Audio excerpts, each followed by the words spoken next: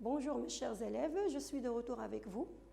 Je me représente, Madame Raja Mkhetal, professeure de SVT au lycée collégial Jamel Din Afrani, qui appartient à l'académie de la Youn Saqi al-Hamra. Donc, continuons notre leçon, toujours dans le cadre des aspects de la dynamique externe de la Terre. On va parler d'une nouvelle séquence, mais cette séquence a une relation avec les fossiles. D'abord, faisons un petit rappel. Donc, vous voyez ces images. On a parlé des différents types de fossiles, à savoir les restes qui sont solides comme les ossements, les grains fossilisés, les dents de requin, à savoir les moulages et les empreintes ou bien les traces d'activité biologique de certains organismes animaux ou aussi végétaux. Vous vous souvenez, on a divisé les fossiles en deux catégories. Certains fossiles sont représentés par des organismes dont la durée de vie est limitée. Il s'agit, comme on a dit, d'êtres vivants éteints, ça veut dire disparus. Les plus célèbres sont les dinosaures que tu connais certainement.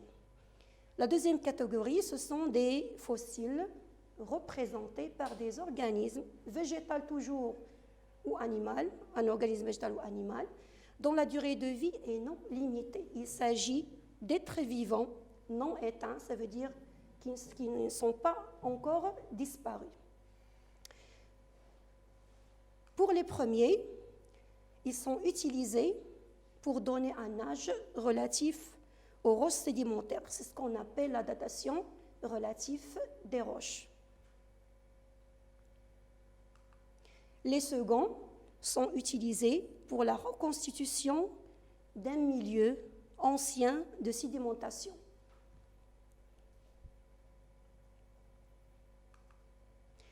Donc, la question qu'on va se poser, quel est le rôle des fossiles dans la datation relative des roches sédimentaires? Pour la reconstitution des milieux anciens de sédimentation, on a déjà vu le rôle des fossiles qu'on a nommés les fossiles de faciès. Et on a vu même les critères d'un bon fossile de faciès, à savoir une répartition géographique limitée, une évolution qui n'est pas très rapide et une durée de vie qui est très longue ou bien illimitée. Ce sont des êtres non éteints. Pour les seconds, on va parler d'êtres qui sont éteints, qui sont disparus. Partons d'un exemple, ce sont les ammonites. Ici, on voit l'image d'une ammonite fossile du genre Asteroceras. Donc, c'est quoi les ammonites? C'est un groupe de mollusques préhistoriques. Ça veut dire qu'ils n'existent plus. Proches des pieuvres et des calamars que tu connais certainement. Ces ammonites ont disparu il y a environ 65 millions d'années. Contrairement à la plupart des mollusques céphalopodes, ça veut dire qu'ils ont, on peut dire entre guillemets, les pattes sur la tête, ça veut dire céphalopodes. Les céphalopodes actuels n'ont pas de coquille. Contrairement aux ammonites, comme vous voyez, ils ont une coquille enroulée, un peu comme celle d'une autre espèce appelée nautile.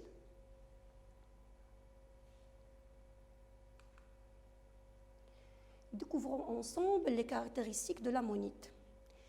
Ici, sur ce diagramme, on a ici cette figure avec deux extrémités qu'on peut la lire comme suit. L'extrémité en bas, elle représente la date de l'apparition de l'animal. Au milieu, cette zone un petit peu élargie, elle correspond à la répartition au développement de l'animal. L'extrémité en haut, elle correspond à la date, on peut dire plus ou moins exacte, de la disparition ou bien de l'extinction de l'animal. Revenons à la date d'apparition des ammonites. Les ammonites sont apparus, comme vous voyez, il y a moins de 145 millions d'années. Lors de leur répartition, c'était au milieu des années moins 150 millions d'années, alors que leur extinction était il y a moins 65 millions d'années. Donc, quelles informations peut-on dégager de ce diagramme, bien de cette figure? D'abord, l'ammonite appartient à la catégorie de fossiles représentés par des organismes éteints ou bien disparus. On a même ici la période de vie de cette ammonite, approximativement. Donc les ammonites ont existé entre moins 245 millions d'années et moins 65 millions d'années. Donc on peut dire que ce type d'organisme a une durée de vie limitée, contrairement aux fossiles de faciès qui ont une durée de vie qui est non limitée. La première information. La deuxième information, comme vous voyez, on a ici des images réelles de plusieurs coquilles de cette ammonite. Comme vous voyez, les coquilles sont différentes. Ces différences marquent ce qu'on appelle une évolution. Donc, c'est quoi une évolution? Donc, chaque transformation dans la forme ou bien dans le mode de vie d'un organisme entre dans le cadre d'une évolution. Ce type de fossile, entre parenthèses d'organisme, est caractérisé par une très rapide évolution. Donc, vu la période de vie, qui est proportionnellement, n'est pas grande, à l'échelle mondiale, moins de 145 millions d'années à moins 65 millions d'années, c'est rien à l'échelle mondiale, mais vu cette période, on peut parler d'une évolution très, très rapide de ce type d'organisme, ou bien, entre parenthèses, de fossiles. Donc, retenons l'essentiel. Un bon fossile, indicateur de temps, d'ailleurs, c'est notre séance, on parle des fossiles qui vont nous aider à dater les roches sédimentaires.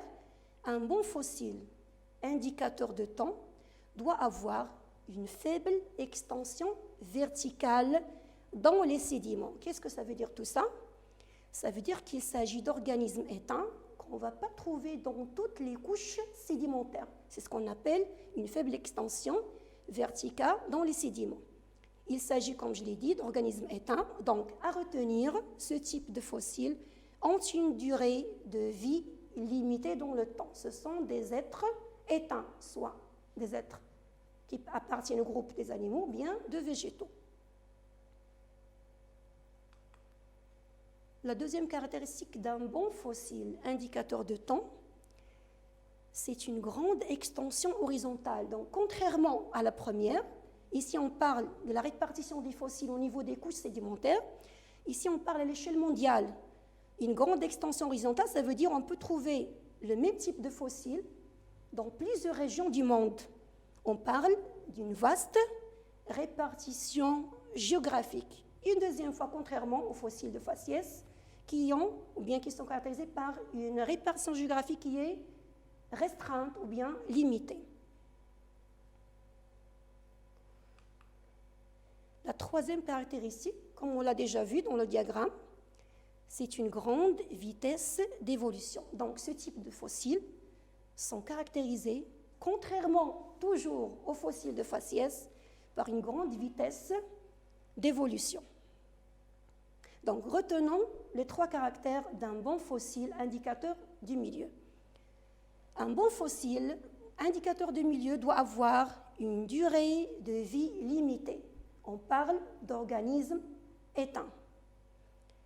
Il doit avoir aussi une vaste répartition géographique. Ça veut dire qu'on peut trouver les mêmes fossiles, les mêmes espèces dans plusieurs régions du monde.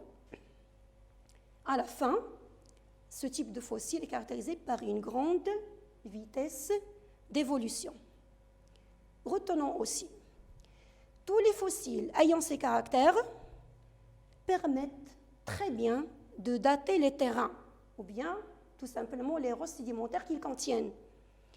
Ce type de fossile indicateur de temps, il a un autre nom, on les appelle fossiles stratigraphiques. Donc, la deuxième catégorie de fossiles, ce sont les fossiles stratigraphiques. Si tu observes bien, toutes ces caractéristiques sont contraires ou bien sont opposées à celles qui représentent ou bien qui caractérisent les fossiles de faciès.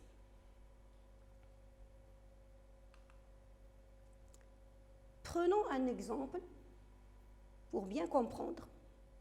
J'ai pris l'exemple des trilobites. J'ai déjà dit que ces trilobites existent bel et bien dans notre pays, surtout dans les régions du sud, près de Zagora, où on trouve plusieurs spécimens, même des spécimens très rares. Donc, les trilobites, ils constituent une classe d'arthropodes, ça veut dire qu'ils ont des pattes articulées, marins, ça veut dire qu'ils vivent dans les fonds des mers, bien sûr fossiles, puisqu'il s'agit d'organismes éteints. Donc, la période de vie de ces animaux est estimée entre moins 550 millions d'années et moins de 145 millions d'années. Considérons une roche sédimentaire. Si cette roche contient des trilobites fossiles, qu'est-ce que ça veut dire?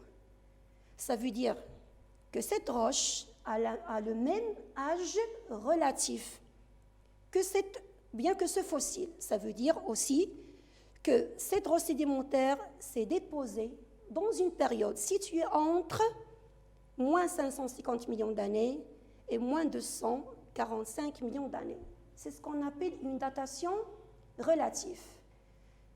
Ça peut aussi nous laisser penser à un principe de stratigraphie. Si vous vous rappelez, c'est le principe de l'identité paléontologique. Donc, ce principe, ça veut dire que toutes les roches sédimentaires ayant ou bien contenant le même type de fossiles, ils ont le même âge. Ça s'appelle le principe de l'identité paléontologique. Donc, ici, comme vous voyez, c'est une datation, mais qui est simplement relative. Relative à quoi? À l'âge du fossile. Aussi, on est parti d'un principe qu'on a déjà vu, celui que la fossilisation elle est concomitante avec la diagenèse. Ça veut dire qu'en même temps que les fossiles non cohérents se transforment en roches compactes ou bien cohérentes, les restes contenus en même temps se transforment en fossiles. Ça veut dire que ces phénomènes sont concomitantes, ce qui nous laisse ou bien ce qui nous donne le droit de donner un âge à la roche qui est le même que celui dit du fossile, toujours dans le cadre d'une datation qu'on a appelée datation relative. Entre parenthèses, il existe une autre datation qu'on ne va pas aborder, c'est une datation absolue des roches, mais elle n'est pas basée sur l'étude des fossiles, mais sur l'étude des éléments radioactifs contenus dans une roche. Ces éléments vont se désintégrer avec le temps et permettre aux géologues de donner une date précise, un âge précis, un âge chiffré, absolu à la roche.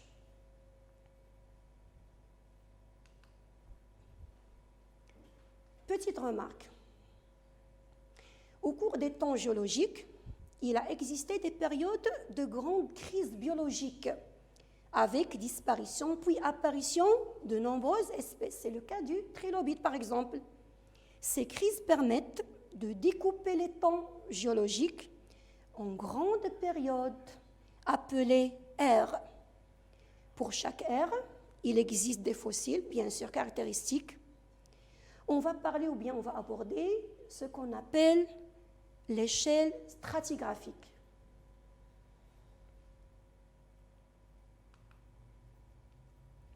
Donc la question qu'on va se poser, d'abord, cette échelle, comment elle se présente? Deuxièmement, comment peut-on lire une échelle stratigraphique? Quels renseignements peut-on extraire d'une échelle stratigraphique? Donc ici, vous voyez, j'ai essayé de choisir la plus simple des échelles stratigraphiques. Pour pouvoir lire cette échelle, on doit la découper en deux.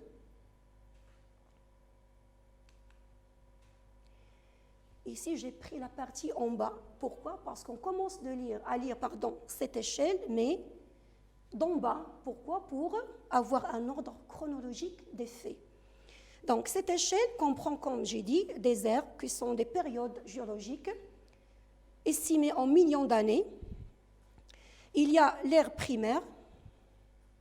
Cette ère, lui aussi, est divisée en périodes plus courtes, appelées cycle, période ou bien système. Les systèmes divisés aussi en étages. Donc, si on voit bien, avant l'ère primaire, les savants ont donné une période qu'ils ont nommée le précambrien. Donc, ce précambrien est caractérisé par la naissance de la Terre. Et cette naissance date il y a environ 4,5 milliards d'années. Mais ce chiffre n'est pas fixe. Tu peux trouver dans d'autres ouvrages un autre âge approximatif. On ne dit pas que c'est un âge, bien c'est une date absolue. On peut trouver d'autres. Il y a même des ouvrages où il y a 5,4 milliards d'années. Donc, on va dire aux alentours de 4-5 milliards d'années. Donc, la naissance de la Terre, elle est estimée à environ 5 milliards d'années. Cette époque est appelée le Procambrien et cette époque est caractérisée par l'apparition de la vie sur Terre. Cette apparition était caractérisée par les êtres unicellulaires. Avant moins 550 millions d'années, on est entré maintenant dans l'ère primaire, appelée aussi le paléozoïque. Donc cette ère elle est divisée, comme vous voyez, en plusieurs périodes, ou bien cycles, ou bien aussi appelés systèmes, à savoir le Cambrien, l'Ordovicien, le Silurien, le Dévonien, le Carbonifère et le Permien. Vous voyez que cette ère elle était marquée par des événements géologiques, comme la formation d'anciennes chaînes de montagnes, telles que la chaîne calédonière, au cycle silurien, ou bien la chaîne hercynienne, au cycle carbonifère. Aussi, on voit que cette ère, le paléozoïque, première ère, est caractérisée par des êtres vivants, par des fossiles, si je peux dire par les fossiles. On reconnaît bien ici la trilobite, apparue il y a moins 550 millions d'années et disparue il y a environ moins de 145 millions d'années. Bien sûr, après l'ère primaire, on va entrer dans un deuxième ère, qui est l'ère secondaire. Comme vous voyez ici, donc comme j'ai dit, on doit lire l'échelle du bas vers le haut pour suivre la chronologie des événements.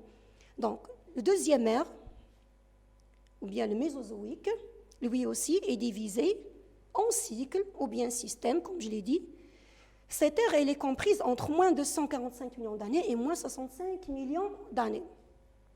L'ère secondaire est divisée en cycles, à savoir du bas vers le haut, il y a le Trias, le Jurassique, le Crétacé. Maintenant, je vais te parler de quelque chose que tu aimes beaucoup, ce sont les films. Tu as, je pense, déjà vu le film de Jurassic Park. Ce film parlait de dinosaures qui ont apparu, mais le titre n'est pas donné au hasard. Tu sais pourquoi? C'est parce que les dinosaures sont apparus dans cette période, le Jurassique. Donc, il y avait une très grande répartition de ces êtres dans le Jurassique, d'où le nom du film Jurassic Park. Donc, pour les dinosaures, on a estimé leur apparition il y a moins de 145 millions d'années et leur disparition ou bien extinction il y a moins 65 millions d'années. Dans cette même période, l'ammonite, dont on a déjà parlé, elle est apparue et elle a aussi disparu en même temps que les dinosaures, il y a moins 65 millions d'années. Après l'ère secondaire, bien sûr, on va trouver l'ère tertiaire. Donc l'ère tertiaire, lui aussi, il est subdivisé en cycles, toujours du bas vers le haut, à savoir le Paléocène, l'Éocène, l'Oligocène, le Miocène et le Pliocène. Comme vous voyez, dans chaque ère, il y a toujours des faits, des événements géologiques marquants, il y a toujours des fossiles qui marquent cette ère, par exemple les pectines. Les pectines, on peut les voir toujours actuellement sur les plages. Les coquillages qu'on rencontre habituellement sur les plages, ce sont des êtres qui sont non éteints. Après l'ère tertiaire, on va trouver le quaternaire. Le quaternaire, c'est l'ère où l'homme est apparu. Selon les géologues, les paléontologues, notre apparition date de l'ère quaternaire. D'ailleurs, on vit toujours dans l'ère quaternaire. Cette ère est caractérisée par des fossiles. Ce sont des outils fabriqués par les premiers hommes qui ont servi dans leur vie. Donc, il y a ici des outils. Ces outils sont le plus souvent taillés dans une roche appelée le silex. Elle est connue par sa dureté, elle est riche en silice. Comme vous voyez, ce sont des outils, la plupart pour des outils tranchants, utilisés pour la chasse, etc. Tu te souviens des les restes humains qu'on a trouvés dernièrement dans le Maroc?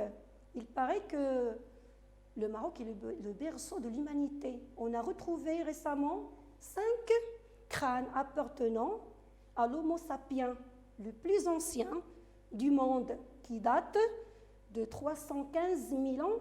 Donc, on a dit que le Maroc était le berceau de l'humanité.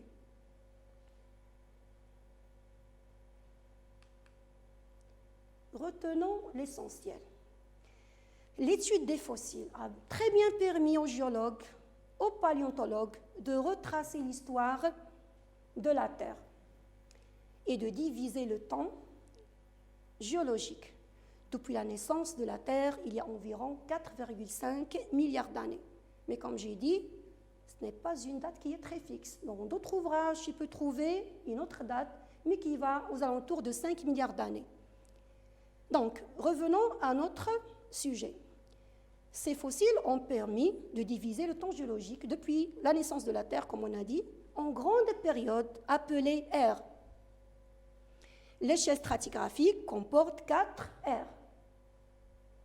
On peut la lire, comme vous avez vu, du bas vers le haut.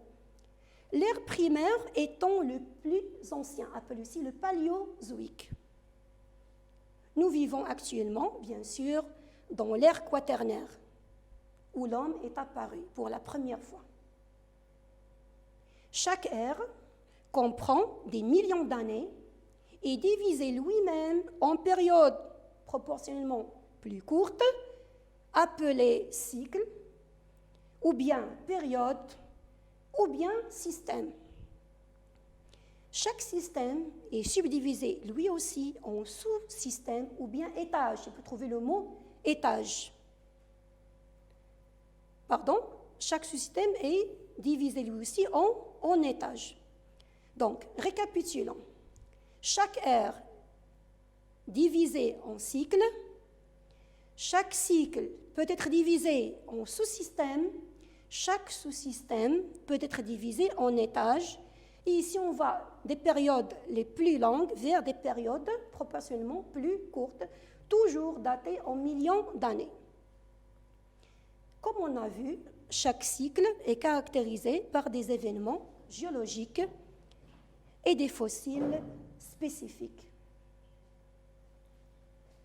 Donc, mes chers élèves, je vous dis à la prochaine séance.